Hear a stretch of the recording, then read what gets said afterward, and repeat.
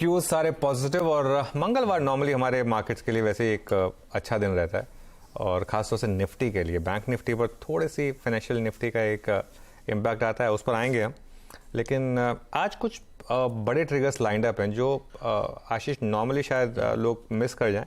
मेरे लिए आज का सबसे बड़ा ट्रिगर एक्चुअली है बैंक ऑफ बड़ौदा के नंबर्स। उसका मैं रीज़न बताता हूँ क्योंकि कैनरा के नंबर्स आने के बाद और जो प्रोविजंस को लेकर एक थोड़ी सी कन्फ्यूजन हुई थी, उसके बाद काफ़ी बड़ी अंडर परफॉर्मेंस आई थी पीएसयू बैंकों में।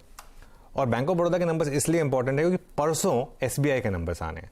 तो इसके लिए आज का सबसे बड़ा क्यू मेरे लिए बीओबी है। इसका रिसेंट हाई 197 था, वहाँ से ये स्टॉक गिरा है, लेकिन अगर अच्छे नंबर्स आ गए इसके आज, पिछले 2 क्वार्टर में सबसे अच्छे नंबर्स बीओबी के ही आए हैं, अगर इसके नंबर्स आज अच्छे आ गए तो ये पीएसयू बैंक निफ्टी जो एक मिसिंग पीस रहा है बैंक निफ्टी में, उसके लिए एक बहुत बड़ा पॉजिटिव इंडिकेटर होगा। तो ये आज मेरे लिए एक इंपॉर्टेंट क्यू है क्योंकि पीएसयू बैंक सेंटीमेंट के हिसाब से पीएसयू बैंक बहुत इंपॉर्टेंट रहते हैं। हमने हमेशा नोटिस किया जब भी पीएसयू बैंकों में रैली आती है, ओवरऑल मार्केट में बहुत बड़ी रैली आती है। और आज और बड़े नंबर्स भी हैं, भारती है, जेएसपीएल है, लेकिन जो उसके अलावा इंपॉर्टेंट नंबर्स हैं वो 2 हैं, एलआईसी हाउसिंग फाइनेंस और ओबेरॉय रियल्टी। उसकी मैं आपको सिग्निफिकेंस बता देता हूँ क्योंकि बड़ी रैली कहाँ बन रही है, हाउसिंग फाइनेंस में और रियल एस्टेट में।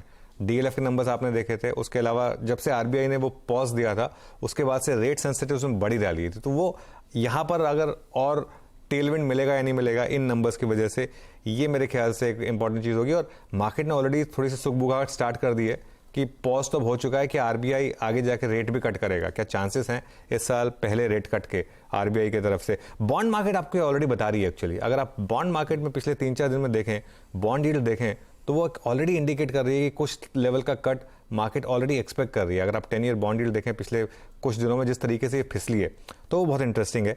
और ओवरऑल वैसे भी मिड कैप स्मॉल कैप के अच्छे नंबर रहे हैं। मेरे ख्याल से अभी भी आपके पास एक अच्छा मौका है ब्रॉडर मार्केट में एक अच्छे रिटर्न्स बनाने का।